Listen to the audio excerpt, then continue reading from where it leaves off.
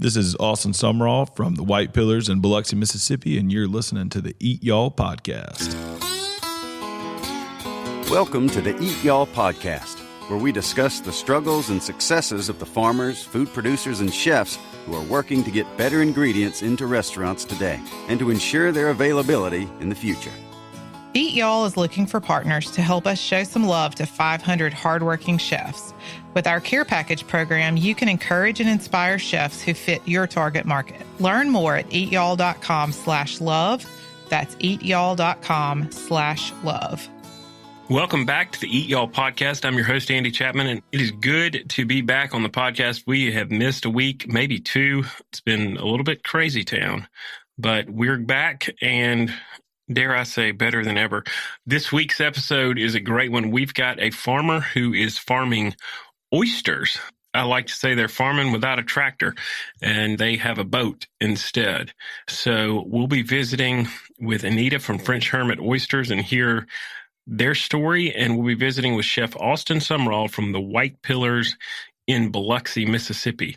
They are one of the first oyster farms to ever get going in the state of Mississippi. We know of some in other states along the Gulf Coast, but Mississippi is relatively new to that market. And man, they are selling like hotcakes all over the country. Believe it or not, they sell a lot to the middle of America from right here in Biloxi, Mississippi. So stay tuned. You're going to like this episode. It's a lot of good things. We are sitting down live in person, which is always great for a podcast interview. And we are down in Biloxi, Mississippi. And from my spot, I believe I can see the water. Is that right, Austin Sumrall? I believe you can.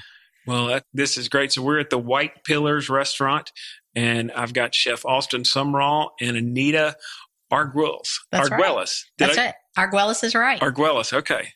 Joining me. And so we've got yet another chef and a farmer both here at the table with us. And I'm going to go ahead and start with you, Anita. Tell folks kind of, you guys are farmers, but I'm guessing you probably don't use a tractor every day. No, we're an unusual kind of farm here in Mississippi. We are farming oysters and off-bottom oyster aquaculture here in the Mississippi Sound.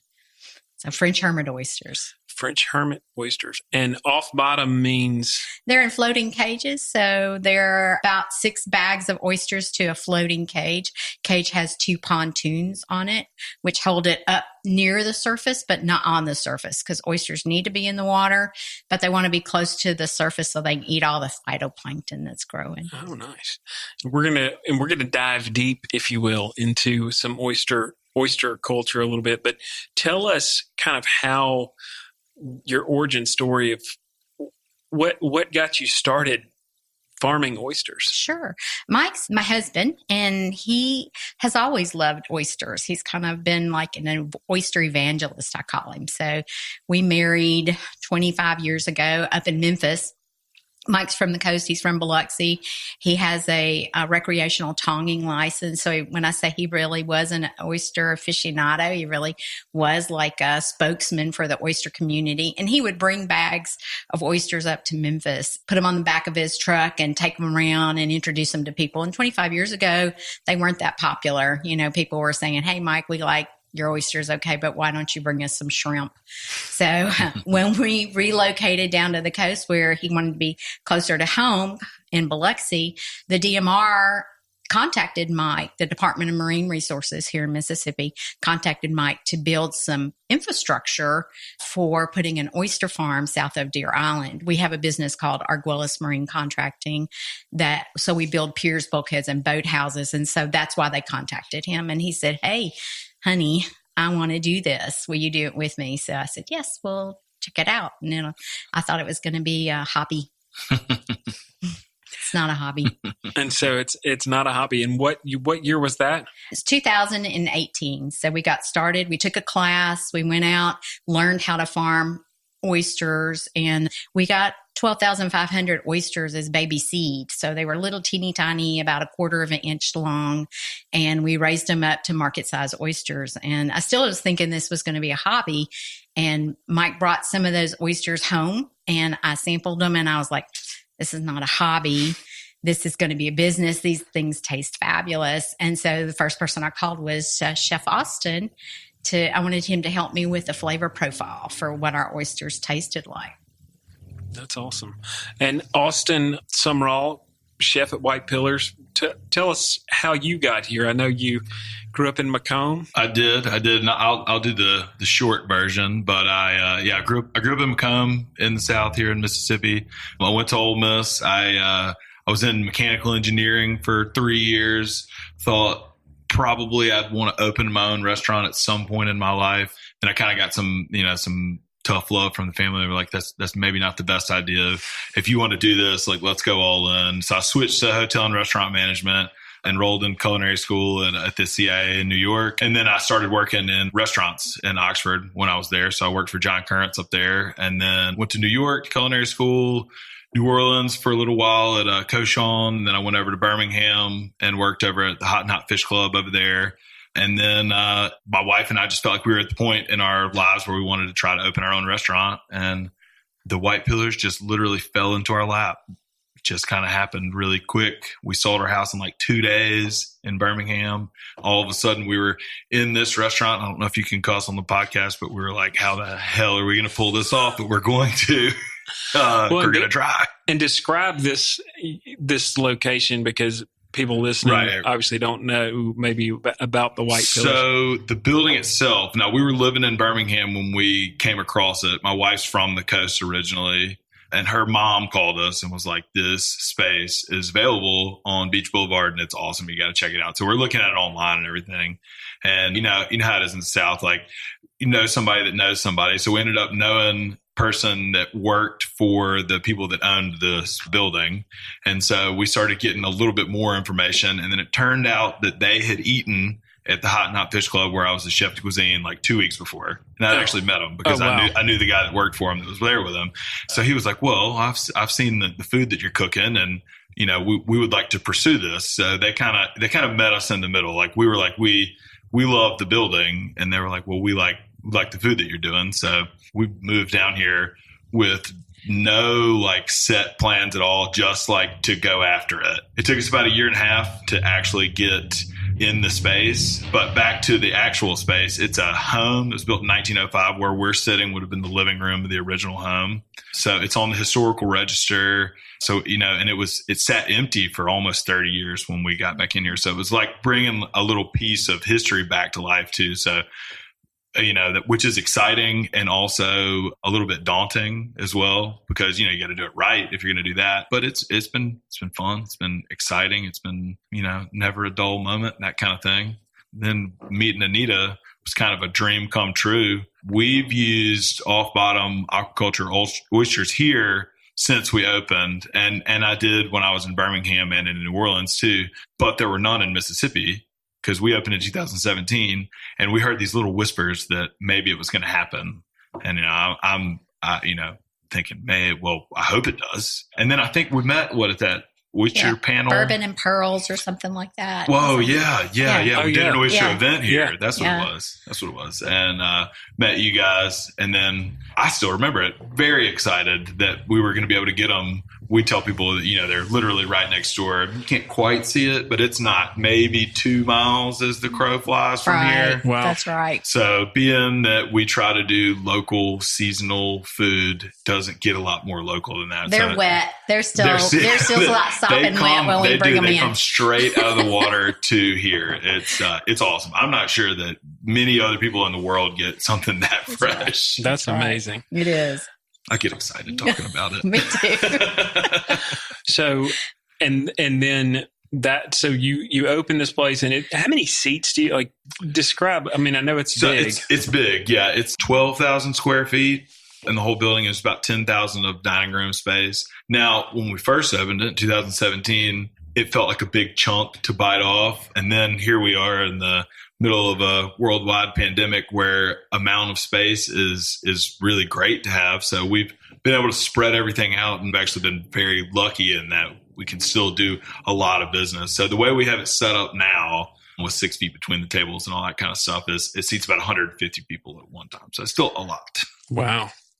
It still feels very intimate though. Yeah, for sure. And you've got all the outdoor patio space. You can see the palm trees. You can see the water. Right. And, especially this time of year, man, it's nice out there today. It is. And we've had background noise on all our podcasts, varying from cows to gunfire, from people at the shooting range, like, 2 hills over. And so if people hear cars revving up, that's Highway 90, motorcycles, cars, all sorts of things. And if we get really lucky, we may hear a big airplane come over because we're right in the flight path of Keesler. Oh yeah, so you get a C-17 making loops. Right. There was one passing through as we were driving down the beach today.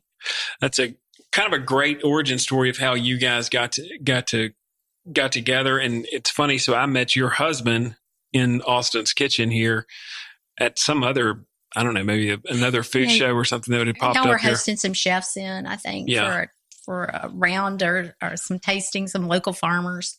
And he walked in with some oysters. He was delivering. It was just random, right? It wasn't planned. He had on his Cajun Reeboks. That's right. Which he wears everywhere. Don't you love it? I do. He has a pair for me. I keep them in the back of my car. And he's always like, "Where are your boots?" And I'm like, "Oh, I don't have them on today." So then the Cajun Reebok folks, if you're not from down here, they're the little white oyster boots that they're just mucking around boots, but they're white. Yeah. I don't know why they're white versus black, but I don't know. I think on a shrimp boat, maybe, you need to see the contrast or too hot. Yeah. It probably want to see melt to your leg if it was black floating around down there in August. We'll talk about the kind of the process of getting a seed to the table in a shell. And then I know you guys talked about flavor profile and things like that, but how does that happen? You get oyster seeds, and then next thing you know, they're cracked open and that's right. They're on the half shell. On the half shell. It doesn't happen quite that easy. You get seeds. So first, what you do is you need to go through, in order to raise oysters in Mississippi, you have to go through a class. And that's a training session that takes a few months. And you have to get out in the water and learn how to raise oysters. So once you've graduated from that class, then you move to your own lease. And that lease is from the state of Mississippi. So we lease an acre. You can lease up to 2 acres right now of what you call the water column. So we don't own any of the land. We don't have any riparian rights, and which means the bottom of that water. Right. We don't have that. We have just the water floating by. So that's all we have is just a water column lease. And then you sink your lines and then you put your cages out there. And so we have in our farm, we have about 40 cages out there right now floating around. And then you work with a hatchery and you purchase seed. Every little bit of seed counts. And so we pay about 2.5 cents per seed. And they're called R6. I mean, they're about a quarter of an inch long. Wow. Okay. So they're tiny, and they go in big mesh bags, and they go out there and they start growing, and they can grow fast. So you get a mesh bag may have like 2,000 oysters in it, baby seed, one bag. And then they grow so fast, you have to go out. Part of the farming task is to go out and clean them and split them. So you're cleaning and splitting all the time because 2,000 seed grow fast, and we buy 60,000 seed, at any clip. So that's a pretty good order of seed. So what was in one bag is now in 10 bags, and then, 20 bags, and then 60 bags. And then at what point does it go into the cage? All those little bags go into the cage. There's 6 slots on the cage. Okay. And so you might have a cage that has some seed in there, and then some market oysters.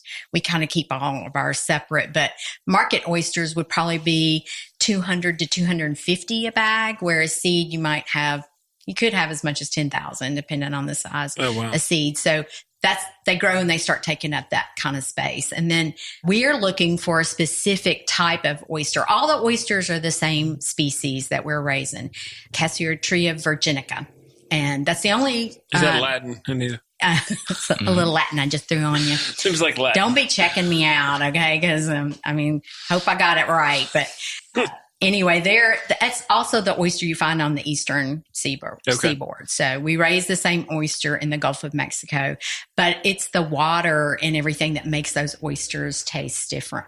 So water, the salinity, the nutrients that are floating by. And so that oyster we're looking for is an oyster that's 2 3/4 to 3 inches tall, meaning long, and then 2 inches wide and 1 inch deep. And that's the kind of preferred by chefs oyster. That's the market that we're after. And we're not after like a shucking market. We're after the half shell market. So we want them to be pretty, and we do certain things to manicure those oysters and tend them so that we get the results we want. So even out of that bagging and splitting and that farm task, and then we also put them in what's called a tumbler. So think of that calcium on the oyster shell growing like you might have fingernails. So it's going to grow a kind of an extension on the bill of that shell, and you want to kind of knock that off, give it a manicure so that bottom of the shell grows deeper. So it creates the cups. That's right. You want a flat top and a little cup. And that's what we're looking for. So that's a pretty involved process to get them to a tumbler. Yeah. We have a tumbler on our boat. So we've outfitted our 24-foot Carolina skiff, which is an ideal boat for this type of work. And we have 2, and we've outfitted it with a tumbler, and we go out there and dump those bags, clean off the oysters, put them through the tumbler to manicure them, and then split them, put them back in the bags, and then kind of log whatever we have, so a bag that may have had 300 to 500 oysters is put in a bag that now has 250, and they're all cleaned up. They also get really dirty. They are heavily marine fouled. We don't feed them because they're out there in the water eating all the food they want, but they get fouled. And so it's dirty work. We use a pressure washer. What does foul mean? Everything likes to stick to an oyster, kind of algae likes to stick to an oyster. Little blue crabs like to stick to them. Stone crabs like to go in there. Other kind of marine animals like to be in there. The benthic community, little worms and stuff. Everybody likes to go and hang out on oysters. And so in those bags, it attracts a lot of other kind of critters that are in there. Some of them kind of float in as maybe larvae into the bag. And then they're like, hey, I just landed in heaven. I'm going to hang out here until I get big, and then I'm going to eat something. So we clean them all up and get that out of there. And that sounds like a tremendous amount of hands-on work. It is. Do you guys have a whole staff for that? We do. We have a staff, and I go out with Mike usually on the weekends. I have another job, but I go out on the weekends, and it's dirty, nasty work. And so usually the boat is kind of rocking. You got a 4.5 mile boat ride to the farm, and then you're out there. I've only gotten sick once, but sometimes those waves can kick up, and then you're full of just like muck and dirt, and it's messy. Yeah. And it's like hauling, when they're little, it's one thing. They're, maybe the size of your thumbnail, and then they start to get big and grow, and they're like working with rocks. And so you're just handling rocks all day. Wow. Not glamorous. Austin's been out there. I think it's pretty fun, at least. I think one of the probably coolest things that I've done in my chef career is go out on the boat, pull oysters out of the water, shuck them, and eat them right there. Yeah, with some champagne. With a little champagne. Yeah. Hey, a little champagne. When Austin shows up, we always have champagne. You got to have champagne and oysters on the water. That's right. That's like an old French chef thing. They all drink champagne from the first thing in the morning. Yeah. Well, that's when we go out. So champagne in the morning with a few oysters on the half shell. There you go. So it's hard to beat it. So you pay in oysters for cleaning. If somebody wants to ride out there and clean, you'll feed them a couple. Absolutely. We love them. Well, I'll even bring the champagne. So, and it's kind of funny, you were talking about sort of the labor of love to get the product to where it's great for the chef. And I know on the chef side of things, you're doing different things, but you get a bunch of random ingredients. Not random, you order it typically. Right. But ingredients that has to be handled a certain way and treated a bunch of different ways and cut and washed and cooked down and strained. And talk about the kind of the similarities there between what you're hearing Anita talk about the farm and what you're doing inside this restaurant. For sure. Well, there, you got all like the small mundane tasks that have to be accomplished as a chef. I think a lot of people see it as the like glamorous part, but there's lots of the chopping of onions and that kind of thing that goes into it and builds up to what you finish with at the end. But I love to tell people if I go to a table and oh, we loved this and this was great and all that kind of stuff. And with what we do here, and using the farm fresh ingredients, I feel like the majority of the labor goes into it before we get it. We try to approach things as simplistically as we can, especially with stuff like the French Hermit oysters that are just so delicious all by themselves.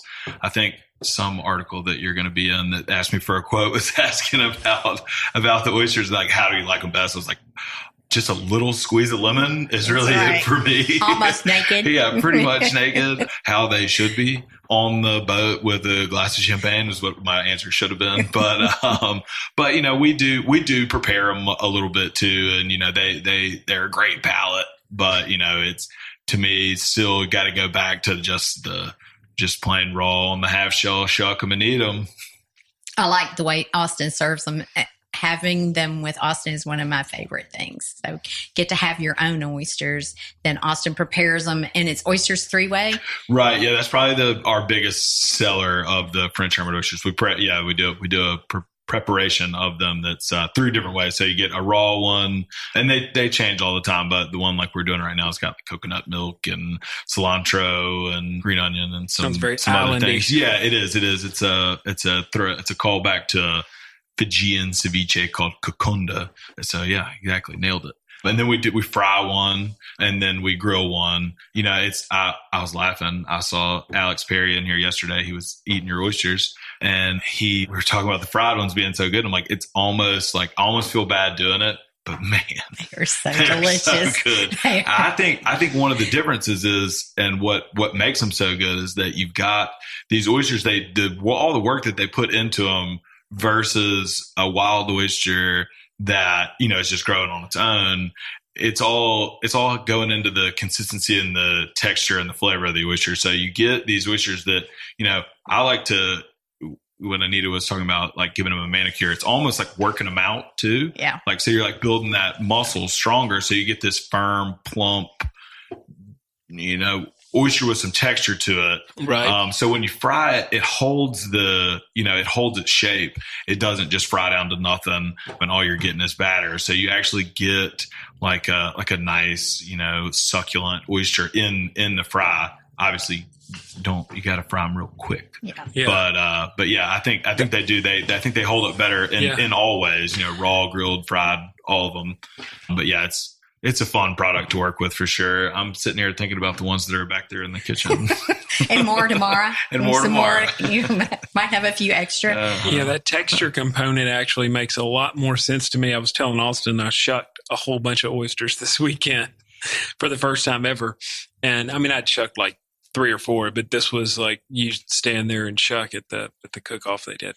And the variance in the textures and the sizing and all of those things in the, I don't know what you call it. Yeah, cultivated commodity oyster or whatever versus what you guys are doing is really something. And I don't think as a consumer, you realize that if you're not actually handling and shucking them.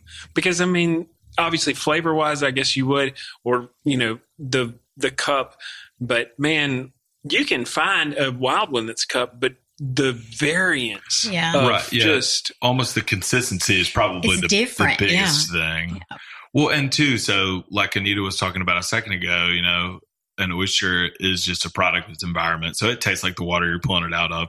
They actually check the salinity when they're out there. So they can tell us, well, hey, it's at, 20 parts per million or it's, it's low. And so you need that salinity component to be able to really get like the nuances of the oyster, because salt being a flavor enhancer, if you don't have enough of it in there, you can't get all the little nuances and things that flavors in there. So I feel like that's cool too, and that we can communicate, and she can tell me, hey, they're really good today, or maybe you should wait till Thursday to get them, or that kind of thing. You don't get that at all with wild oysters. So I mean, you just get whatever you get. I guess. Right.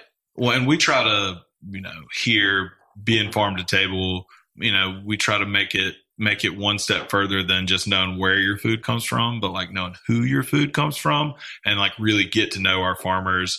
And we've come away with some really cool friendships from it, which is a awesome byproduct, but it's that relationship of being able to be like, this is what we like. This is, and Anita being able to be like, well, you should get them then, or you should get them now, or this is what's going on with them right now, that kind of thing. It's just a cool thing to be able to have some control over when normally you would have none. But Austin is right. There's something different about these manicured, handled oysters. They develop, the inside of the meat is different. It's creamier, it's firmer, and it feels that shell inside. So it's, when you open it, you've got a different product. Not to mention the fact, I think because they're raised closer to the surface, they don't get as dirty, meaning they don't come in gritty and they stay really sweet and clean. And that's what I hear from customers a lot too, is that they're clean. They taste so clean. I agree with that. Yeah, that's all a product of raising them in these floating cages. I think we can all agree that the past year hasn't been the easiest. Hardworking chefs are rethinking menus and product offerings while understaffed and overworked. Join Eat Y'all as we show some love to hundreds of hardworking chefs by giving them the gratitude they deserve and the resources they need to stay inspired. Learn more about how our care package program can work for you at eatyall.com/love. That's eatyall.com/love. So talk about the cages. Do you guys raise them and lower them by hand depending on what the weather's doing or the water temperature or the seasons? Yeah, a lot of that, more so than I expected. So there's a process that we use called desiccation, and that helps control the marine fouling that I was talking about earlier. And so process for that is to go out and flip the cage over so that the oysters are out and in the air, and they can be like that for 24 hours. And then you got to go flip them back. So that helps keep them, clean, and keeps, what it mainly does is stop the barnacle growth. And so we have a lot of barnacles out there in the Mississippi Sound. They're all looking for some place to go sit. And if they go sit on an oyster, it's not quite as desirable. You don't want them full of barnacles. So desiccating helps control that. So that's one thing that we do for those oysters. And then if we've got a hurricane in the Gulf, we need to do something, because it's all our inventory sitting out there and catching it, from all the waves or storm surges. So we go out and we take the caps off the end of the floats, and then we sink the whole cage with the bags in it and everything. So you want to get it down as low as you can. Get it down on the bottom so they can kind of stay, not be knocked around as much. And so we did that this year twice. And then we made a call not to do it for Zeta. I mean, these hurricanes come in, they take these turns, they do it fast. And so you never really know from one minute to another, was it a good idea or not? So I went out with Mike to sink for one of the hurricanes, and that was on a Sunday afternoon. It took all day to sink the cages. It takes about 5 days to bring them all up again. So that's a lot of labor. Yeah, a lot of labor and damage to cages, just to get them off the bottom. So it's a tough job bringing those heavy cages full of oysters back up to the surface. So we did that twice this year, but not for Zeta. So we put out a call to all of Ocean Springs through Facebook. And our whole community jumped in and started helping us find cages everywhere. So we're not the only farmer out there. So we're not the only farmer that lost cages, but we were retrieving cages on beaches in Ocean Springs to get those oysters back in the water. Wow. Yeah. Yeah, Zeta hit, for those of y'all listening, I think it hit on Halloween weekend. And which is late for a hurricane in our hurricane season. I was trying to get in before the bell. We lost a roof, and it was, trees and everything. It kind of, that one surprised us. Yeah. It was just kind of like, yeah. And then boom, it just was here. We were like, oh man, we're going to wait it out. No, we're not going to sink them. Right. Well, I bought a bunch of product because I think it was like a Wednesday or something that hit, thinking that we'd be back at it by Thursday at the latest, Friday. And I think we were out of power for 5 days or something like that here. Multiple generators hooked up to all of our refrigeration systems. Trying to keep everything cold. Yeah. We ended up cooking barbecue for the line workers and putting it on our sign that the first person that got our power back on would get a free meal. And I had a whole pig on the smoker, and it worked. 45 minutes later, the power was back on. That's good. I was feeding line workers. That's what I actually had a bunch of butts in our smoker, and we were feeding our line workers, but I don't think we bribed them the right way. We were not above it. It was. They didn't like day get 4 us or on 5 without power, and we were freaking out. Well, and even when you were out without power, once you got your power restored, that didn't mean you were back up in business. We tried. Yeah, well, you did. You did. You can do that. It was a little while. We had a dining room full of people, and the power went back out again. No. Yeah, it kept coming on and off. Like once they got it back, it was like somebody tied it with a shoelace, and then they kept breaking, and they'd have to there was so much damage all over the area. Yeah, so something surprising. Some weak point got a little weaker, probably. Yeah, and it's funny. That's one of the hurricanes affect both the farm and the chef in different ways, but in the same way, really. You're talking about all the different variables that you're managing out there, and of course, customers and traffic patterns and all the things that your employees showing up, and there's so many things that are. I just see correlations between what happens on both sides of this equation. I think one thing I wanted to kind of touch on for you, Austin, is you talked a little bit about this, but for your whole restaurant, for your whole menu, you talked about, not having to do as much, having to do as little as possible to the ingredient. Go explain a little bit more about that mindset and what that means. So I think, it comes from a few different places. I grew up on a farm. My parents still live on a beef cow farm, and they've got horses and all that kind of stuff. And so I from an early age, worked on the farm in the summers, and still the only job I've ever been fired from. Shout out to Dad if he listens to this. Oh, thanks, Dad. But I feel like I got that respect for the farmer really early on, because it's you wake up the earliest, you work the hardest, and that's just how it is. And I think that goes for all types of farming, and very much including oyster farming. And then I worked for several restaurants that all kind of cared about where they sourced their food. And then the last one that I worked in before starting this, I worked for Chris Hastings in Birmingham. He's really, really serious about the sourcing of his ingredients and thoughtfully sourcing his ingredients. And it just kind of hit home for me and kind of rang true. And I felt like that this is how I will approach food, when it's my time. And that's just kind of been it from the beginning here. The first thing that we did when we moved to town was start going to farmers markets as much as we could, and just trying to make those relationships like we talked about. You start with the best, it's easier to end with a really good product. So, making these relationships with, our pig farmer, our guy that grows the collards, with Anita and all that kind of stuff. I mean, that's been an important part for us just, personally on our restaurant journey. But I also feel like, more people probably should approach food that way, but that's me. That's my soapbox.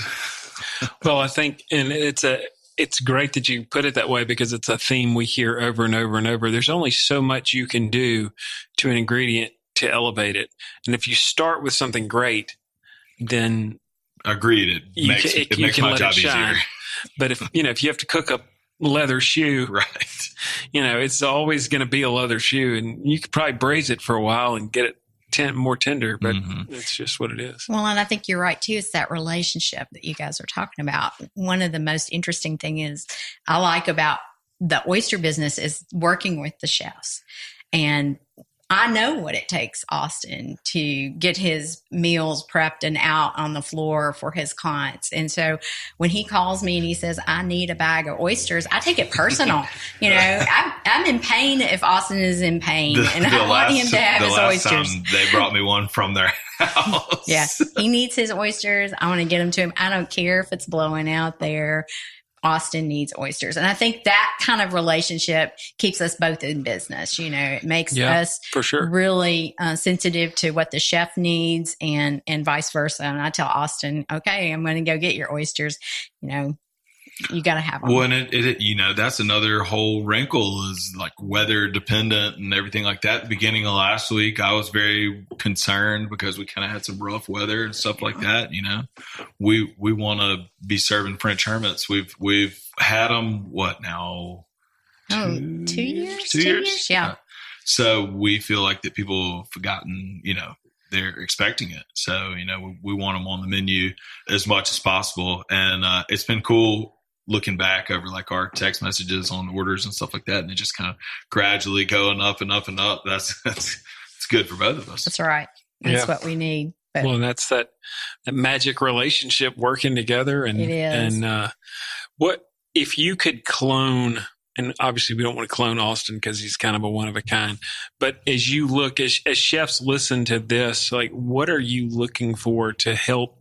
Like what is the thing that's going to help you grow to the next level of French Hermit that you need to take your business to the next level? Yeah, it's more chefs that want quality half-shell oysters in their restaurants and want to do creative things with them. So we provide the palette, but what the chefs add the artwork to it. And so that's what makes some of those oysters really interesting for customers. And we love to have that relationship. I have a relationship with chefs in other states that are, instant messaging me. They want to talk about what they're doing with French Hermits. They want to tell me how much they like them. And that's the relationship. I want that one-on-one relationship with those chefs. And we want to send those oysters out and we want them to be happy with them and feel proud about serving them. What does it mean to you personally to be able to hear from that chef in Nashville or that chef, wherever? It's what makes my day. So I have a couple of chefs in Nashville that send me text messages. Deacon's New South loves French Hermits, and so give him a shout out. Brissolet over in Baton Rouge. I have relationships with those guys over social media. That's what makes it possible. I can't obviously get in my car and go visit every one of those chefs. I would if I could. Mm-hmm. Social media is the next best thing. I like to see what they're doing with those oysters. So they take pictures just like Austin does and post them of what they're doing and what their customers are saying. And that's the relationship I want with those customers. I was just scrolling Instagram last week and a chef that I worked with in Birmingham, who's now a chef at a restaurant in Atlanta, was posting pictures of French Hermits on their Instagram. And he was excited about them and happy. I was excited. That was cool. Me too. I was thrilled. That's cool. That's awesome. It's kind of the full circle. Yeah. So with your farm and what you guys have, you have room to grow. You have room for lots more chefs, probably because you have to plan ahead for these things. Right. So French Hermit did something kind of unique. We're out there with a bunch of other farmers, so we're not the only farmers. So my husband and I, you can't tell from this, but we're old. I'm 62. I like to be 52, but I'm 62. And my husband's 67. So we can't handle these rocks, like 1 million rocks a year. So we recruited some other farmers and then they raise oysters the same way we do. And so we all farm and harvest together. They have their own individual oyster farm, but we all farm together because supply chain was going to be the real challenge. Right. Do you have enough oysters? That's one question. Do you have enough oysters that are the right size? That's another question.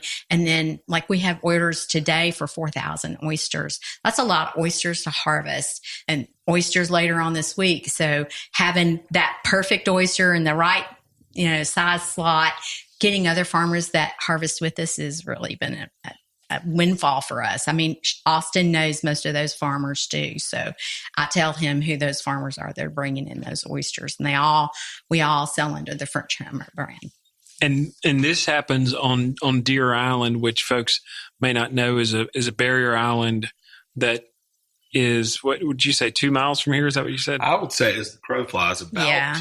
It's a 4.5 mile boat ride from the Biloxi harbor because we have to go around Deer Island and down Deer Island to the south. So Austin's probably right as crow flies, but as a boat travels, it's 4.5 miles out and 4.5 miles back. So, that's there are times when your boat's not working, but you have oyster orders. And so that's one of the other reasons, having this group that's working together is really productive and helps our restaurants, because otherwise we would not be able to keep that constant supply every week of having oysters in the right size slot. Yeah. And is that a boat ride? How long does that take? Is that a 20-minute? It's 20 minutes out and 20 minutes back. And as the temperatures climb during the summer, we have a shorter harvest window. So during the winter, when the water's cold, we have 24 hours to get our oysters back, under state shellfish regulations. But as the summer gets hotter, we have 2 hours. So it's hard to go out and harvest 4,000 oysters in 2 hours. So we have to, kind of approach it as a team. And we do. So with that, the 4,000 oysters thing, I'm seeing is there an army of guys out there going, all right, everybody, let's just go? Pretty much. They're pretty much. They were out there. Some of us maybe having 3 or 4 farmers harvesting one day, out there working together. And, we're just next door to each other. It's kind of like, hey, I see you out there. And we all take pictures of our harvest and share it. And we have a text chain, so I text everybody first thing Monday morning, here's what we're looking at this week. And, some farmers are saying, I can't wait to harvest. I want to harvest this week. Some are saying my boat's broken, or somebody's saying I got to go out of town. So that's it really is a true collaborative. It's a collaborative co-op type deal where everybody's working together. That's right. And it's good for them because they don't like to market their oysters, and I love it. Yeah, I think that y'all are doing a fantastic job on the marketing side of it, because that's important for sure, as it is in anything, but good swag. That's right. Kind of stuff. I brought Austin a little bag of swag today. Oh, there you go. There's never a bad time for swag. Really enjoyed having you guys on the podcast today, but we're about to move into the lightning round. Oh, I'm nervous. And so I hope somebody's taking notes. We've got Devin over here. She's gonna take notes and do the scoring for us. So this will be great. All right. So the first question, Austin Sumrall, biscuits or cornbread? I had a pretty rough brunch yesterday, so I'm kind of mad at biscuits. So I'm going cornbread. Cornbread for me. Oh man, I'm a Southern girl. Oh man. Is that wrong? Are these right or wrong no. answers? She's like, no. Not cornbread. Yeah, most Mississippians have said biscuits, but we've had a few wild cards, so we'll allow the cornbread answer this time. Favorite barbecue: brisket, ribs, pulled pork, or chicken? Ribs. Pulled pork. I'm from Memphis. We know pulled pork. I dream about pork. There you go. All right. Favorite cut of steak? Ribeye. Filet. There we go. That wasn't too hard. Are you keeping score, Devin? Devin's here keeping score and keeping track, Miss Anita. All right. What is your first oyster memory? Ooh, wow, it's harder. For a first oyster memory, probably Oyster Po' Boys in New Orleans, if I had to guess. It's always my family's a big eating family. That was always a big thing when we go visit New Orleans. We'd have to go get a fried oyster po' boy from Johnny's in the quarter. All right, I've got one for you. This may have just been a glimpse of the future. I don't know. But up in Memphis, where I'm from, my first husband and I were out having dinner. We were at a restaurant called the Four Flames, and they brought an amuse-bouche. We didn't know what an amuse-bouche was at the time. This was probably 40 years ago. Oh, wow. I hate to date myself, but that's it. And they had a barbecued oyster. And ever since, it was a fried oyster that been that sounds fantastic. I know it had been tossed in like a barbecue sauce. And I remember it to this day. And I'd never even eaten an oyster before, and that stuck with me. So your both of your first ones were fried. I feel like that's the best way to that's dip kind your of the gateway in. Drug. Yeah. It took a little guts to eat my first raw oyster. Right. I remember I was like manning up. I got Ollie to eat one at about 2 years old. So his answer is gonna be better than mine and his podcast in 25 years. It is funny how me personally, we've been progressing. I liked them fried, and then I liked the char broiled, and then I was like, well, okay, but I don't like raw ones that are as big as a mouse, you know? Yeah. There's something that's about the like, other part about the off bottom aquaculture oysters is that you don't have that mouthful. That's what most people's problem with oysters is the texture, not the flavor. And I feel like we've almost solved it. Yeah. So even when Mike introduced me to raw oysters back a few years ago, it wasn't that long ago, I like manned up. I said, I'm going to eat one of those, and I had to tell myself, just do it. Because it wasn't something that was really appealing to me. And I always asked him, when he opened them, open me the little ones, the little ones. So like Austin was saying, these are perfectly sized for me. I mean, ladies love them because they're just the right size. Yeah. They're not, sloppy big. You don't know what to do with them. Oyster. Yeah. I couldn't do that. So Mariana's first raw oyster that she dove in on was from the North Sea. And it was like this little, we were overseas and it was like, oh, well, you can get I was like, honey, it's the size of a nickel. Like just go in for that. And she loved that. Yeah. And that kind of, we're bringing her down the train for that. All right. So the next question I had was raw or char broiled. I'm raw now. I think we kind of touched on, I feel like, that progression is pretty natural for people. But yeah, I think once you get to the point where raw oysters are your favorite, that's just, there's no going back. Yeah, I'm the same. Now I like them raw and I like them farmed, farmed raw.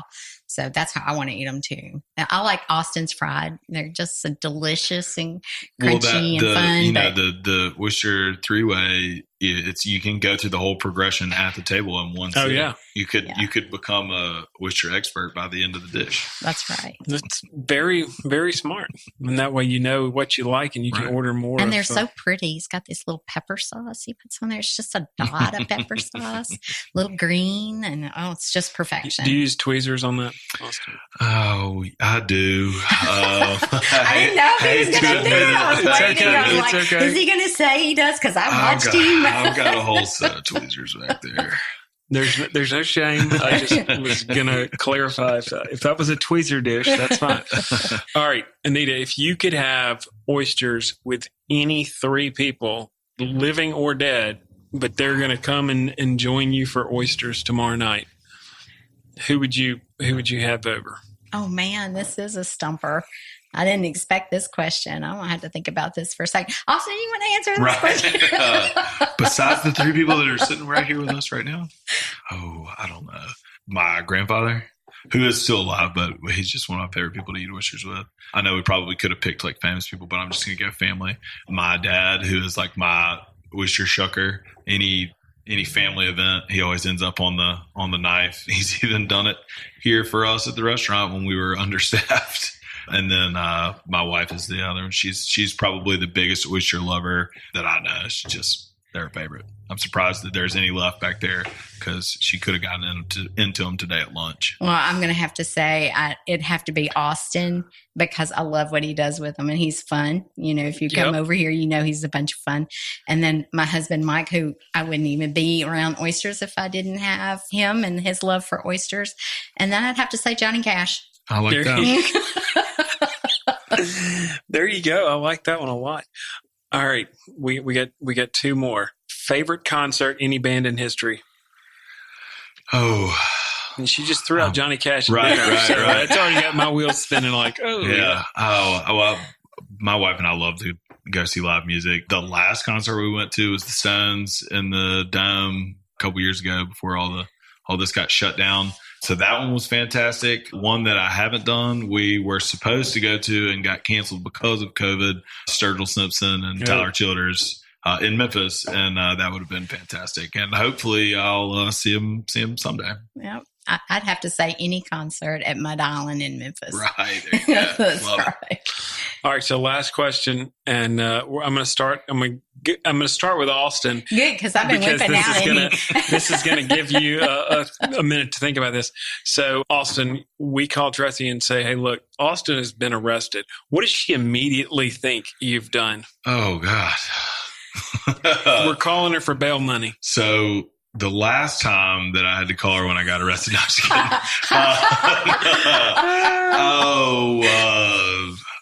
probably some maybe like public drunkenness or something like that. I've had too many mimosas and oysters at brunch, and I've gone out into public and been wandering arrested. around on Highway 90. Right.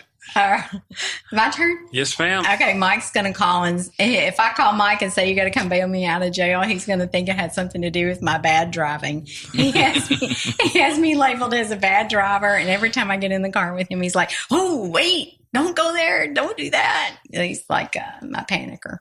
Well, that's none of us at the Eat Y'all house ever have driving questions that we discuss with the other spouse. And y'all look out, lightning could come down. It's clear sky. But, well, it's been great to have you guys on the podcast today. Thanks so much for joining us. It's been a real treat. Yeah, I've enjoyed it. Thank you for having me. Me too. Tell folks how to find you on your website. Yeah, go to FrenchHermit.co. or com. They're both linked, but go to French Hermit, send me a message, and then we'll get you to a distributor and get you some oysters.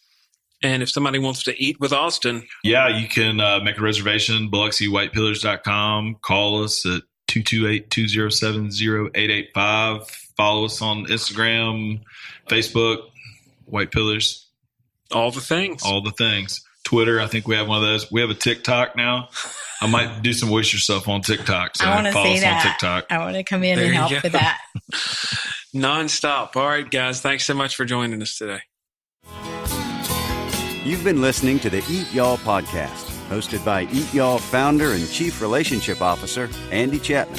If you enjoyed this episode, it would mean the world to us if you'd join us in our mission to save family farms by subscribing and leaving a review. Even better, share this episode and follow